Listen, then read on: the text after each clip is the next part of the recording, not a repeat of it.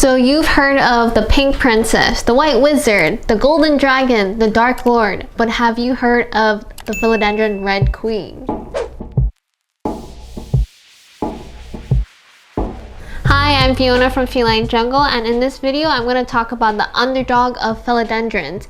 It's a philodendron that no one really talks about. I couldn't really find much information about it either, and the plant that I'm talking about is the Philodendron Red Queen that I have over here. So this plant is currently supported by this bamboo stick over here, and clearly it's not enough support. It's tilted on one side. So we're also going to be giving a new moss pole in this video. But before we make a moss pole for this plant, let's just talk about what is the Red Queen. It has a couple official names.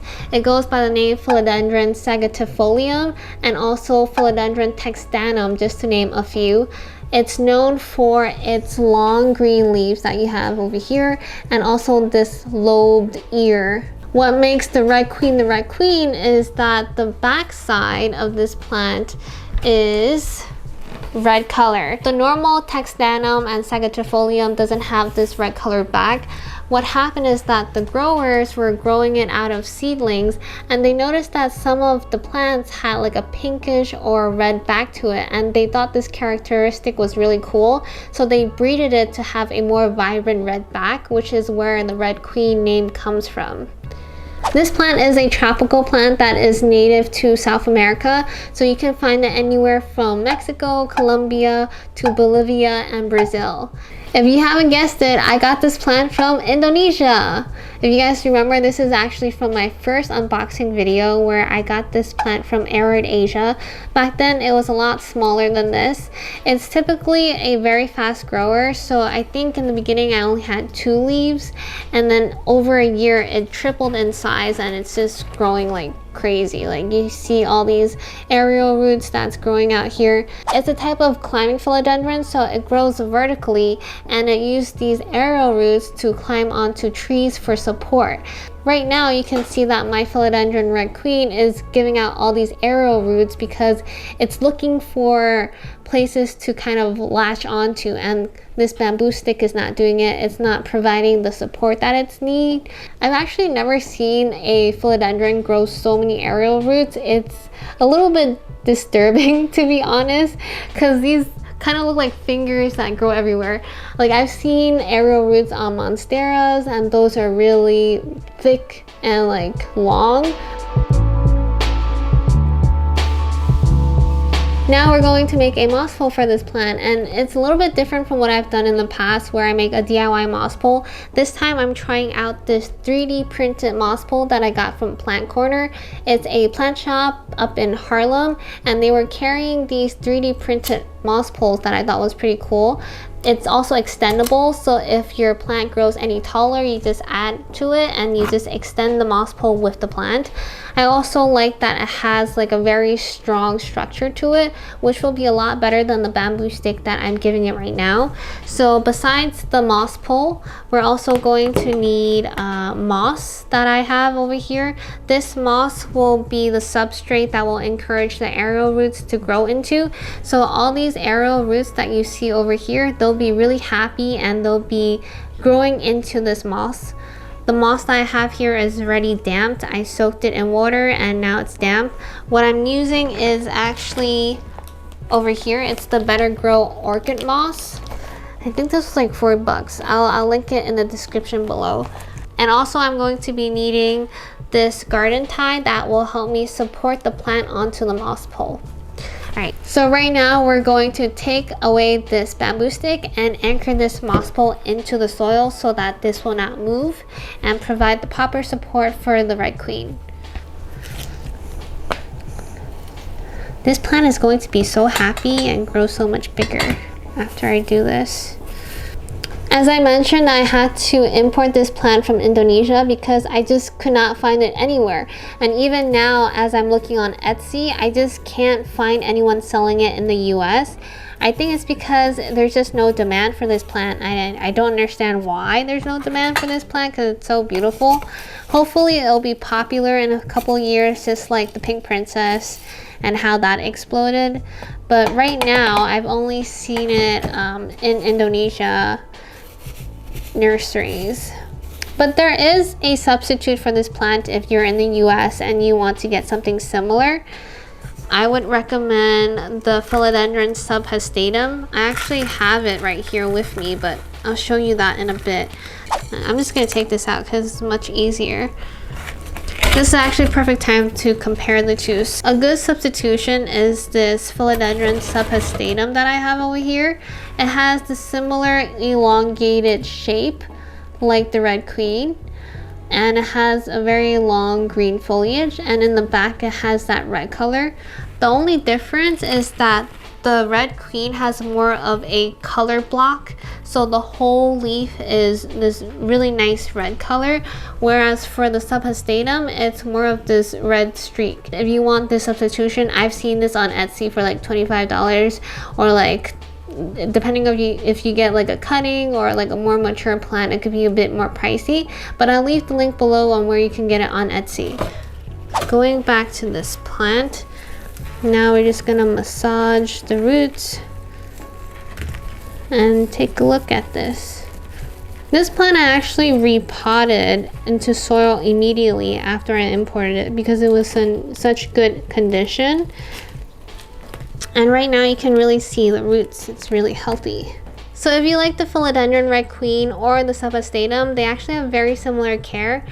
In terms of lighting, they both like indirect light. They're tropical plants that are used to growing in the rainforest, so they don't really like that direct light. I have it living on the top of my plant shelf where it receives the closest light from my grow lights. I realized that for this particular plant, the more closer it is to the light, the more bright the variegation will be. You can see that it has very healthy roots, which I'm pretty surprised to see that the root color is orange. I don't know, I expected the root colors to be something else for some reason. And you can see I used a very airy mix. I have a lot of charcoal and perlite in it. Let me just take away more of that. I think this is good enough. Okay, I think this should be good enough.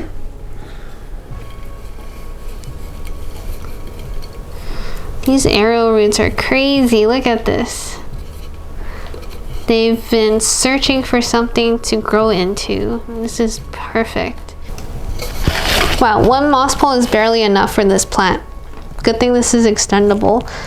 And then we'll just have to have the new aerial roots grow into this. Right now, I'm just going to anchor this into the moss pole before I start filling it with substrate again. I'm using this garden Velcro. This is more gentle than your normal Velcro. I've tried using normal Velcro and it actually, oh, this is definitely not enough. Sorry. I've used normal Velcro and it's very harsh. It leaves cosmetic marks onto my plant from all the friction of like moving. I like using this garden tape because it doesn't damage the plant.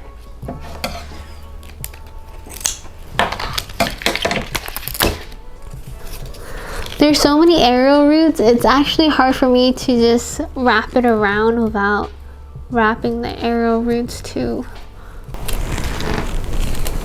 Now that we secured the plant onto the moss pole, let me just fix the position to make sure the plant can grow nice and vertically. I like how it looks with the moss pole more in the back, so it gets the support of the terracotta pot so it won't move that much.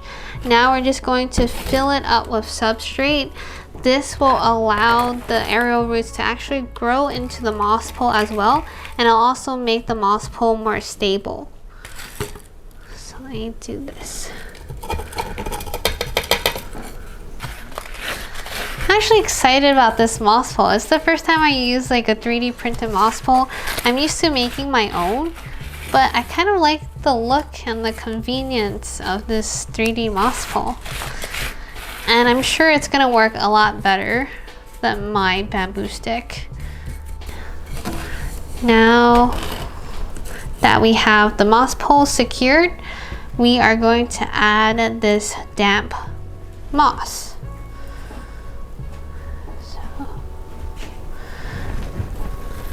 And then use this to stick it in.